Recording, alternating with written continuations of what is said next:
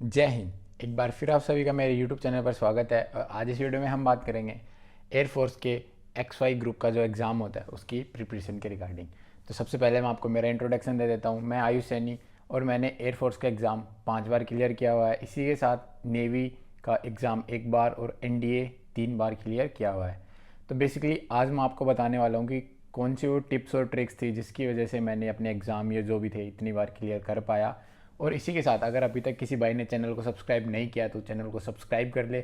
और अगर किसी को किसी भी चीज़ के रिगार्डिंग डाउट हो, कैसा भी डाउट हो, तो आप मेरे को मेरी इंस्टाग्राम ID @ayushsaini99 या फिर आप कमेंट सेक्शन में बता दीजिए। I will be there to help you. आपके जो भी डाउट होंगे मैं वो क्लियर कर दूंगा।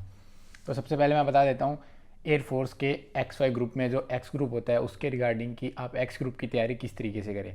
सो बेसिकली जो मेरे को जो प्लस पॉइंट था वो ये था कि मैंने मेरी 12th क्लास में और 11th क्लास में जो भी थे बेसिक्स मेरे थोड़े ठीक थे और मैंने उनमें थोड़ा ठीक ठाक मेहनत कर ली थी। तो अब आपको अगर एयरफोर्स X ग्रुप की तैयारी अच्छे से करनी है, लाइक सबसे पहले मैथ्स की बात करता हूँ।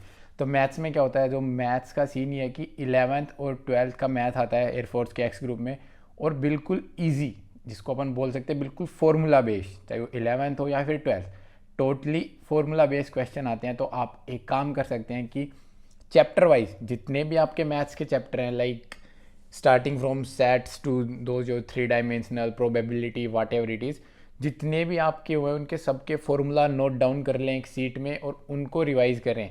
ठीक है।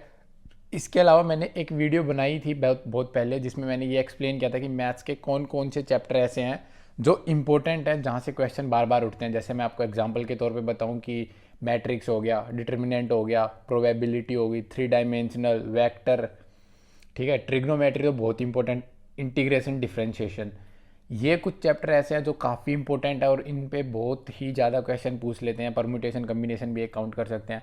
तो इनके फॉर्मूले तो आपको बेसिकली पूरे आने ही चाहिए और बिल्कुल one word question, one line answer इनके होते हैं, बहुत ही सिंपल। तो आप इनके अगर फॉर्मूले वगैरह अगर अच्छे से तैयार कर लेंगे तो आपके मैथ्स आराम से क्लियर हो जाएगा। मैथ्स में मैं बता रहा हूँ आपको, आप आराम से 20+ स्कोर कर सकते हैं बहुत आसानी से अगर आपको फॉर्मूले याद है।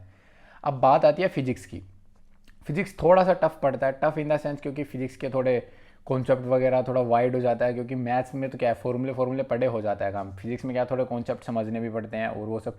इसी के लिए मैंने एक वीडियो सीरीज़ भी शुरू करी जिसमें मैंने 7-8 वीडियोस तो डाल दिए हैं, जिसमें मैंने फिजिक्स के बारे में एक्सप्लेन करा है कि किस तरीके से आपको पढ़ना है और कौन से इंपॉर्टेंट MCQ हैं। वो मैं कुछ करवा देता हूँ, कुछ आप खुद कर लेना।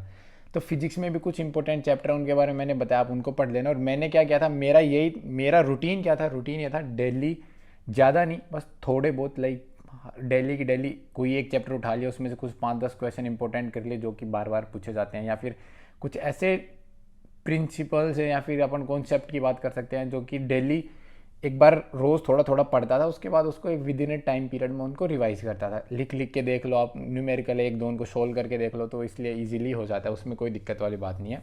तो फिजिक्स भी इतना ज़्यादा है नहीं, आप वीडियोस देख लीजिए। इसके अलावा अपने हिसाब से जैसा भी आप प्रिपेयर कर सको उनको प्रिपेयर कर लो। और फिर भी अगर किसी को डाउट होता है तो आप मेरे को कमेंट सेक्शन में बता देना, कोई दिक्कत नहीं है। और इसके अलावा अगर बात करें अंग्रेजी, अंग्रेजी भी एज इन ज़्यादा टिपिकल होती नहीं है। अंग्रेजी में आप पैसेज, अनसीन पैसेज जो 11th-12th में आता था, वैसे अगर आपने 3-4-5-10 अनसीन पैसेज सोल्व कर लिए तो आपको आराम से पैसेज के 3-4 नंबर वो तो श्योर हो ही जाते हो। वो मैंने मेरे 12th-11th में बहुत अच्छे से सोल्व करे थे। इसके अलावा एंटोनियम सिनोनियम तो भाई जिसकी जितनी अच्छी वो कैब होगी उसी के होंगे, तो उसका मैं कह नहीं सकता आपको। बाकी बाकी जो भी ग्रामर आती है वो भी हमारे 11th-12th में आया करती थी। तो मैंने दोबारा जैसे प्रिपरेशन शुरू करी तो जैसे मेरे को पता चला ये सब चीज़ आती है, मैंने वहीं से रेफरेंस ली थी दोबारा, क्योंकि वहाँ से मैंने पढ़ा हुआ था पहले से। और दोबारा जब पढ़ना शुरू करा तो मेरे को समझ आने लग गया था कि हाँ अच्छा, कि इस तरीके से सोल्व करें। जैसे आर्टिकल हो गया, वर्ब हो गया, नरेशन हो गया, पैसिव वॉइस, एक्टिव वॉइस, सारी चीज़ें। तो सबका यही सीन था। बाकी प्रैक्टिस, प्रैक्टिस सबसे इम्पोर्टेंट है इन सब में। जो मैंने 5-6 बारी करा, मेरे लिए सबसे इम्पोर्टेंट ये था प्रैक्टिस। प्रैक्टिस करना बहुत जरूरी है। अगर आपने प्रैक्टिस करी है तो आपके बहुत ही सही चांसेज है कि आप आराम से क्लियर कर पाओगे। वाई ग्रुप का भी सेम है, 10th लेवल तक का मैथ है और उसमें भी कुछ एजिन है नहीं। प्रैक्टिस मारो और उसके अलावा जीके वगैरह आपकी अच्छी होनी चाहिए, क्योंकि वाई ग्रुप में जीके भी आती है।